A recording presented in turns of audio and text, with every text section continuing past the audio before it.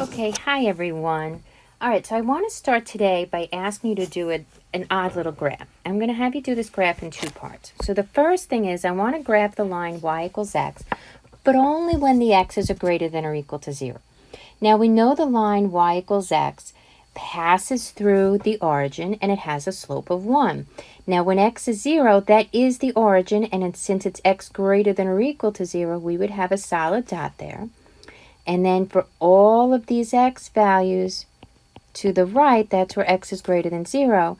So we would be able to use our slope of 1 and to graph that line y equals x with an arrow on that side. Okay, that's part A. Now, on the same graph, I want you to graph y equals negative x for the x is less than 0. Okay, well, y equals negative x also passes through the origin, but this time it has a slope of negative 1. Now, because the x is less than 0, we would have an open circle. But that open circle would be at the origin, which already has a solid dot. So the open circle got filled in. And then we use our slope of negative 1. So we go back 1, up 1, back 1, up 1, back 1, up 1, back 1, up 1. And then we have this part of the line, y equals negative x, with an arrow. Now, what we just did is we used something called a piecewise defined function. We just didn't use the mathematical notation. So these two pieces can be written as one function f of x, which equals, and then we do those funky set brackets, but only on one side. We're not going to use the right-hand side to close it. And it's x when x is greater than or equal to 0. And the function is negative x when x is less than 0. So this is a shorthand way of writing what I originally gave you in the above problem. And that's a piecewise defined function because the function is defined in pieces. Now this picture should look familiar to you, right? It's the absolute value function. And it turns out that the definition of the absolute value function is a piecewise function. That the absolute value of x is defined as the piecewise function x when x is greater than or equal to 0 and negative x when x is less than 0. Who knew, right? Okay, so piecewise functions can be really cool. Now, let's look at this one. This is a little more complicated. So in my first picture, I have the function x plus 2 when the x's are less than negative 1. Which means there's an open circle here, the graph goes this way, and then there's an arrow. Then I've got, in the middle here, I've got part of a parabola, x squared plus 4, from when negative 1 less than or equal to x, so that has a solid dot, to where x is positive 3, which means this graph is going up here a little bit more, and it's got a dot, okay? And then there's another piece of the function, 2x minus 7 when x is greater than 3. So we've got another open circle here, and the graph goes off this way.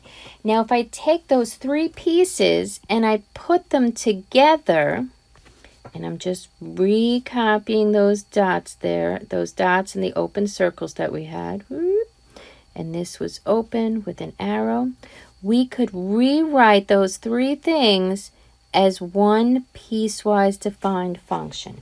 F of x when x plus 2 is x plus 2 when x is less than negative 1. It's x squared plus 4 for negative 1 less than equal x less than equal 3. And it's 2x minus 7 for x greater than 3. And that would also be the graph of the function. Now the trick with the graph, and even if you use a calculator, it's not going to tell you where are the open and closed dots. You have to figure that out.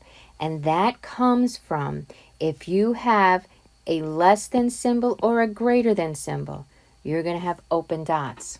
If you have less than or equal to or greater than or equal to, you're going to have closed dots. And you're going to have to look for that yourself.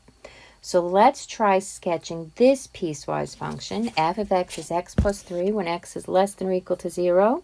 It's 3 for 0 less than x less than equal 2. And it's 2x minus 1 for the x is greater than 2. So the first thing I'm going to do is I'm going to ask myself, at this x equals 0, am I going to have an open or a closed circle. Because it's less than or equal to, this is going to be a closed circle. Okay? Now down here on the middle piece, 0 less than x, that's going to be open. Okay? But when it's less than or equal to 2, that's going to be closed. And I'll tell you where these points are coming from in a second. X greater than 2 doesn't have the or equal to, so that's open. Now, where did I get these other points from? I just kind of picked numbers. We wanted x's that are less than 0, so I started at 0. Then I used a couple numbers that were less than 0, -1, -2. The middle piece, I'm picking the numbers from 0 to 2. So I use 0, 1, and 2. Then for the bottom piece, the x's are greater than 2. So I start with 2, and I picked 2 numbers that are greater than 2. And I'm just going to plug in points, kind of like making an XY table like you used to do in middle school.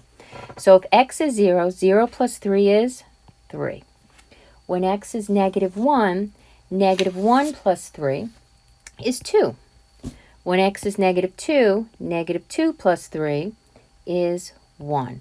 And we could graph that. And remember, at 0, 3, 1, 2, 3, we're going to have a closed dot. And it's -1, 2, and it's -2, 1. Now, you could also have done this by saying, okay, I found this point here at 0, 3, and I know this is a line with a slope of 1. So you could have just said, oh, I'm going to use my slope, and I'm going to graph it, and it's going to have an arrow.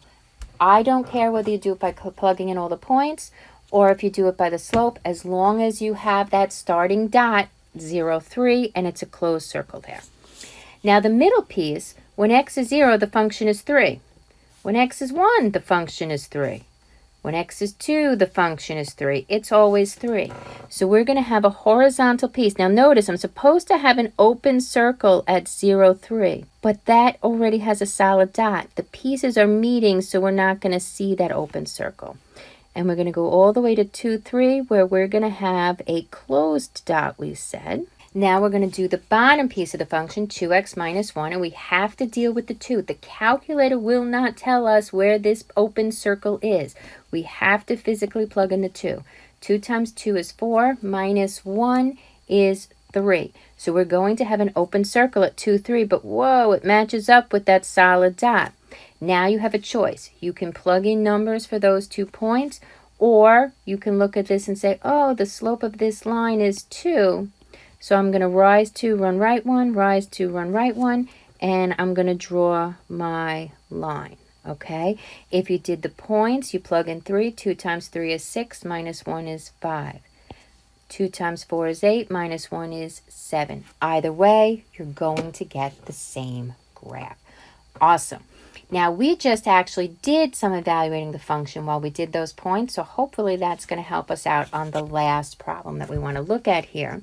And we're going to find some function values. If we want to find f of 0, remember the x value is 0 here. So we have to ask ourselves, so is 0 less than -2? No, it's not. We're not using the top piece of the function. Is -2 less than 0 less than 5? Yes, it is. That means we're on the middle piece of the function.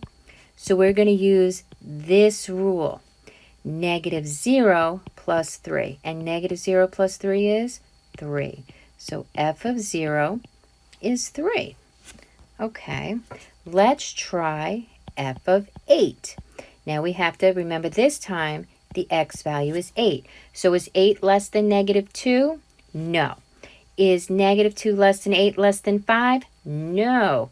Is 8 greater than or equal to 5? Yes. So we're on the bottom piece of the function, which means we're using this rule, which is the absolute value of the x, which in our case is 8, minus 4 minus 3.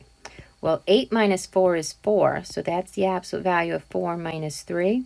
The absolute value of 4 is 4, minus 3 is 1, so f of 8 is 1. Let's try one more of these. F of -3.8. So this time our x value is -3.8. Is -3.8 less than -2? Yes, it is. So we're on the top piece of the function. So that rule is the function value is just 5. And then we're done. So that piece was the easiest piece there. Okay, and then we could graph this. Now remember, This piece over here is going to have an open circle. This one here where it's or equal to is going to be closed. This piece here is going to be open. And this piece here, because it's or equal to, is also going to be closed. So for all the x's less than -2, 1, 2, here's -2. It has a height of 1, 2, 3, 4, 5. And we have a closed dot. And all these x's less than that, we have this horizontal line with a height of 5. Now, when x is -2 in the middle piece, the negation of -2 is 2 plus 3 is 5. It's meeting up at this same spot here. So those two pieces are meeting. This is a line. This middle piece is a line with a slope of -1. So I'm going down 1 over 1, down 1 over 1, down 1 over 1, all the way until I get to 2, 3, 4, 5, where we're going to have an open circle. Now the bottom piece, when x is 5, because we have to find the height of the closed circle. 5 minus 4 is 1. Absolute value of that is 1. And 1 minus 3 is -2. Look at that. It's going to fill in the hole. Okay? If you let x be 6, 6 minus 4 is 2. Absolute value of that is 2. 2 minus 3 is -1. And you should realize we're on the positive part of the absolute value. And there's our graph. Okay, now the only other thing is, just to make sure you know how to do this in your calculator, I do want to show you one so that when you have access to your calculator, you'll be able to use that. Okay, so here we are on a graph page and we want to enter that piecewise function. In order to do that, you need to use your template key, which is over here between the 9 and the book. And if you press your template, you see a whole bunch of things. And in the top row, you can see two piecewise functions. The first one is if you only have two pieces in the function.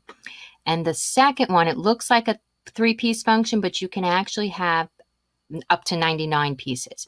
We only have 3, but you could make it 4. You could even make it 2. So however many pieces you have. We're going to say 3, and we're going to click OK. And we're going to type it in exactly the way it looks on paper. So we're going to put x minus 2. Now you have the option. You can either arrow over. I tend to use the tab key a lot. And we're going to do x. Now to get the less than or equal to's or the greater thans or the less thans, you can see some of them written right there above the equal sign on the left-hand side. So we control equal, and we want the less than or equal to, and we're going to choose 0. And then we're going to tab to get to the next piece.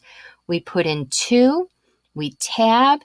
Now we want 0 less than, so control equals, choose the less than, x, and we want less than or equal to 2, so control equals, less than or equal to 2. We're going to tab again, and the bottom piece of the function was 3x minus 4, tab for the last condition, x, control equals to get a greater than 2, press enter, and there it is. Now the one thing, remember I told you, it's not going to tell you where the open and the closed circles are. All right, you have to know this one is closed, this one is open, this one is closed, this one is open. These two pieces met. They didn't meet at 0. This one down here has your closed dot. This piece up here has your open because that's where you only have the less than, not the less than or equal to. So closed dot here with an arrow, open circle here, connected here, arrow at this end. All right, guys, have a good one.